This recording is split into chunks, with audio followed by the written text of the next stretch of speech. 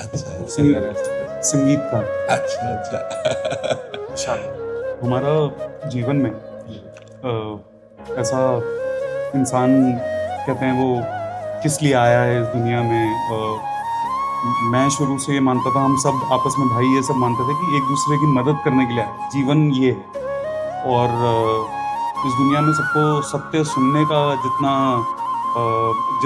इच्छा है, लेकिन जब सत्य बोलो तो रिश्ते दूर होते रहते हैं, प्यार दूर हो जाता है। लेकिन सत्य की चाह उतनी है, हाँ लेकिन सत्य बोलते ही सब हट जाता है। ऐसा जैसे किसी ने श्राप दे दिया और खत्म हो जाता है इंसान। वो ना कर्म कर पाता है, ना अपना काम कर पाता है।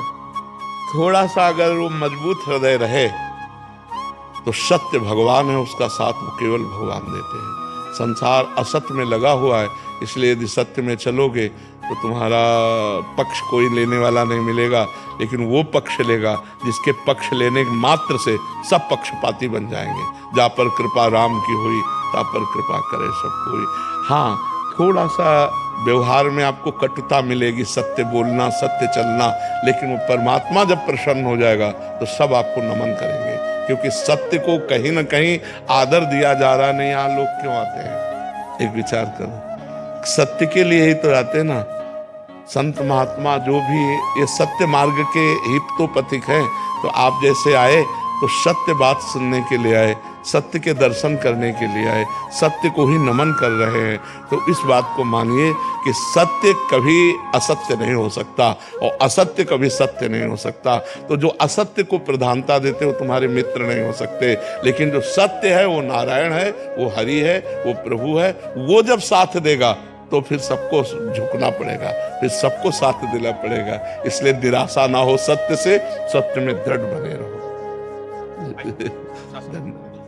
आपको हमारी उम्र लगे। विनय अग्रवाल जी, कलकत्ता से। हाँ। राधे राधे महाराज जी। महाराज जी कहते हैं कि मानव जन्म दुर्लभ है और कई सत्कर्मों का फल है, फिर मानव योनि के बाद जन्म मृत्यु के चक्कर से निकल जाएं और परम धाम में चले जाएं, एक विरोधाभास तो नहीं है महाराज जी? ऐसा विरोधाभास उनका भाव है कि अगर इतना ही दुर्लभ है तो इधर ही होना चाहिए, फिर आगे ये का। दुर्लभ क्यों है ये तो बात समझो ना। देखो, बड़े भाग मानुष तन पावा, शुर दुर्लभ सद ग्रंथन गावा। तो आगे वाली बात तो पढ़ो ना।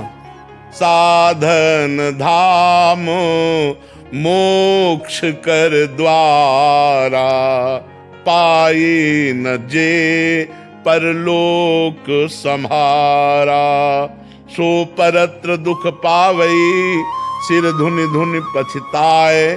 काल ही कर्म ईश्वर ही मिथ्या दोष लगाए। पूरा जब हम बात पूरी पढ़ेंगे तब बात समझ में आएगी।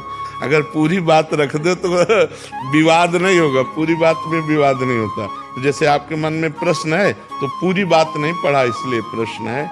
मनुष्य जन्म दुर्लभ इसलिए, दुर्लभो मानुषो देहो, देही नाम क्षण भंगुरा। ये मनुष्य शरीर दुर्लभ है, लेकिन एक क्षण में नष्ट हो जाने वाला है। तत्रापि दुर्लभम मन्येत वैकुंठ प्रिय दर्शनम, भगवान का दर्शन, भगवान के प्राण प्यारे प्रेमियों का सानिध्य, ये इसकी दुर्लभता है। मनुष्य बन के सत्संग करेंगे, मनुष्य बनकर साधना करेंगे, जिससे हमें भगवान की प्राप्ति हो। देखो, देव दुर्लभ दे ही कही गई, तो कभी कभी देखो यहाँ से कितनी दुर्गंध आती है। नाक छिड़क के देखो, खखार के देखो, कान से देखो, और नीचे तो मलमूत्र के द्वार है। कौन सी दुर्लभता है। और देवता जहां से निकलते हैं एरिया सुगंधित हो जाती है। अगर देवता यहाँ से निकल जाए तो घंटों यहाँ का वातावरण सात्विक हो जाएगा, दैवी हो जाएगा, एकदम सात्विक। वहां की एक सुंदरी स्त्री यहाँ आ जाए तो बड़े बड़े ऋषि मुनियों के मन में क्षोभ पैदा हो जाए, अप्सरा। लेकिन कहा गया देव दुर्लभ किस बात के लिए? क्या इन भोगों के लिए देव दुर्लभ कहा गया? नहीं, देवता भजन नहीं कर सकते भगवान, वो केवल अपने पुण्यों का भोग भोग सकते हैं।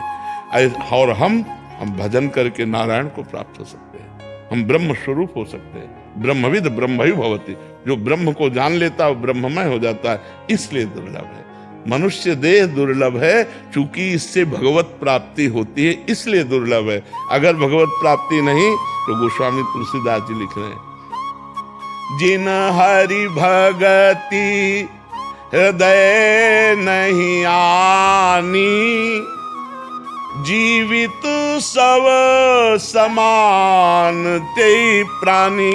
बोले जिनके हृदय में भगवान की भक्ति नहीं, अच्छे आचरण नहीं, परोपकार नहीं, ऐसे लोग मुर्दा टहल रहे हैं, जीते जी मुर्दे के समान अपवित्र है। क्योंकि वही भोग वासना, वही पाप वासना, वही अगर भगवान का चिंतन है, परोपकार की भावना है, सब में भगवत भाव, तो मनुष्य जीवन की दुर्लभता हमें सुलभ हुई। और अगर मनुष्य जीवन मिला हो ये सब तो अच्छा, मनुष्य जीवन में अगर भजन ना हो तो आप बताओ कौन सी श्रेष्ठ बात है। तो अगर वही मैथुन, वही आहार, वही निद्रा, वही सांसारिक भोग, तो वह जो अपने रबड़ी खाने में सुख का अनुभव करते हैं ना, पशु पक्षी और जो जीव जंतु हैं वो अपने अपने आहार में वैसे सुख का अनुभव करते हैं। जो हम अपने परिवार में गृहस्थ धर्म का भोग करके सुख लेते हैं, वो अपने पशु पक्षी भी मैथुन करके वैसे सुख लेते हैं। जितना हमें अपने बच्चों से प्यार, उतने पशु पक्षी को भी प्यार है। जैसे हम गद्दे में सोते हैं, वो कीचड़ में मस्त आनंद से पैर फैला के अंतर क्या रह गया? अंतर है भगवान का, वो भजन नहीं कर सकते, वो दिव्य साधना नहीं कर सकते। साधना करने के लिए साधन धाम मोक्ष कर द्वारा पाए न जे परलोक संभाल। ये परलोक संभालने के लिए, ये भगवान को प्राप्त करने के लिए, इसलिए देव दुर्लभ देहि